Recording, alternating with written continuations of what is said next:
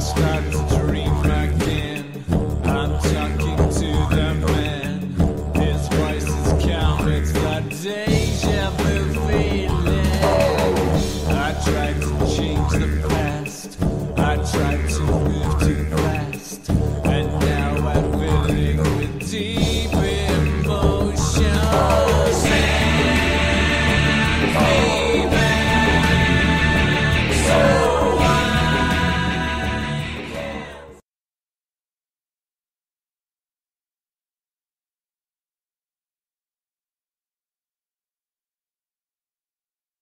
I'm going to leave it up to you.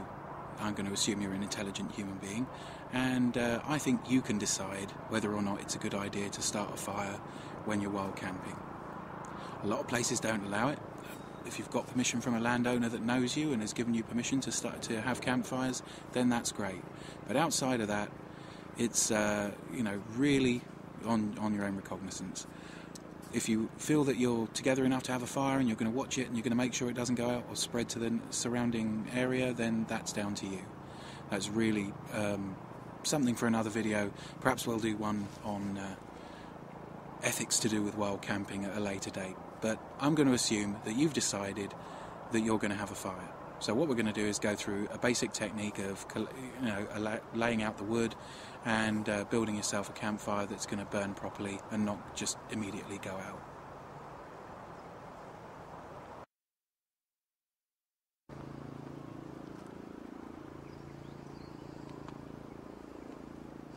Well, this is the fire pit that I've been using. It's a little circle of rocks with some rocks underneath to protect the forest floor against being singed.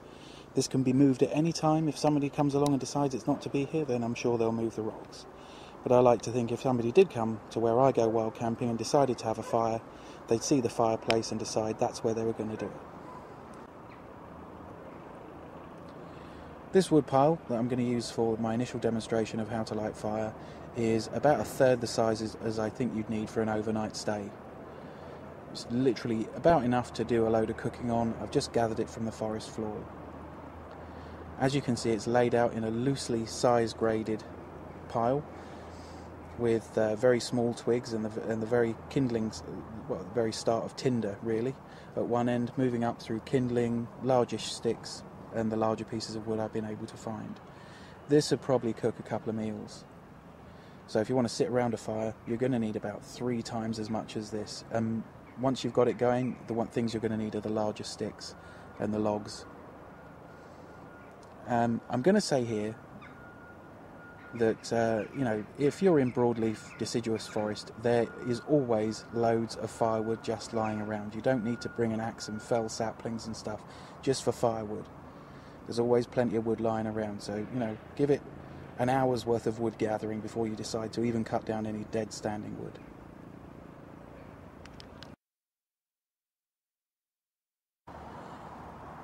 Now I've got a little collection of different kinds of tinder in a plastic waterproof box, which is always a good idea. If you can't get hold of a waterproof box or you think that's too heavy, always put it inside a couple of Ziploc bags, because the stuff you're going to start a fire with outside of the rubber inner tube needs to be bone dry. So what I've got here So what I've got here is some rubber inner tube. I've got some pine fatwood, which is the resinous stump end of a felled pine tree. I've got some paper birch bark tied up with natural string, that will burn really good. And I've also got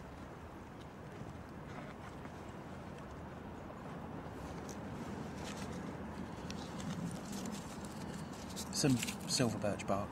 Now all of these will burn really, really well, and any one of these was going to start a fire as long as you obey the basic principles of starting off with very small twigs and moving up in size, which is the most important thing. You need to get your fire going first with very small twigs, and then add steadily larger twigs until you've got your fire going as you want it. I'm just going to use some birch bark. In the other episodes I showed you how to use a fire steel to light silver birch. that's perfectly okay, but I'm going to use a lighter with some birch bark and show you how it's done.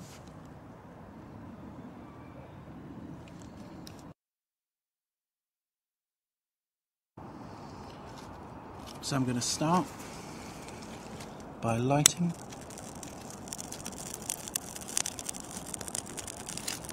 the birch bark.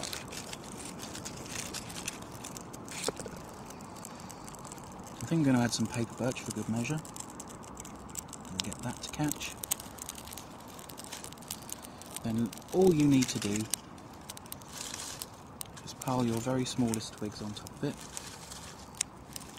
making sure it gets plenty of air.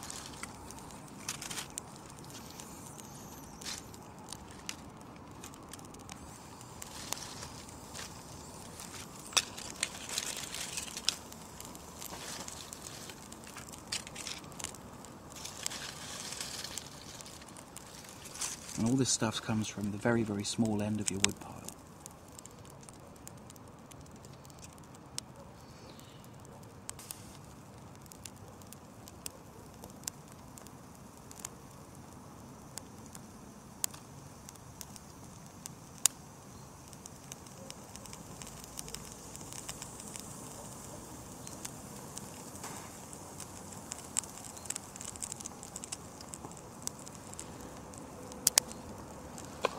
And it's this point you have to be patient, because it's all too easy to smother your fire.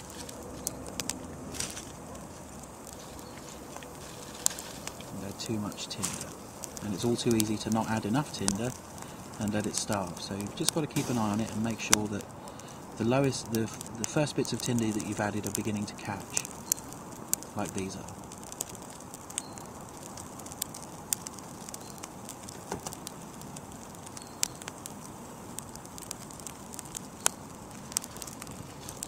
Then you move up in size, start putting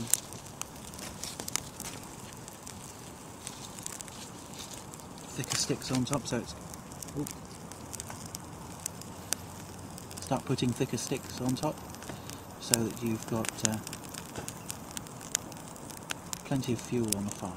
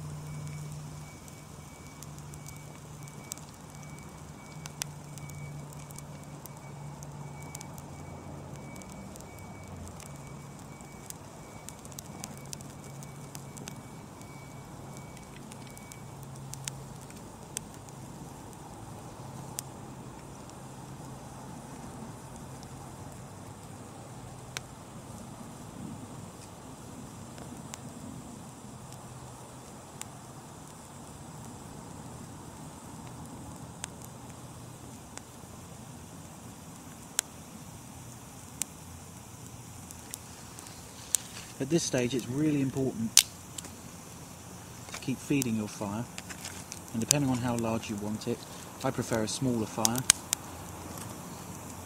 Not this small, but I won't let it get more than about twice this size. You've got to keep tending it and making sure that you build up a bed of hot coals right in the heart of the fire so that you can just add any piece of wood once it gets to the size that you want it.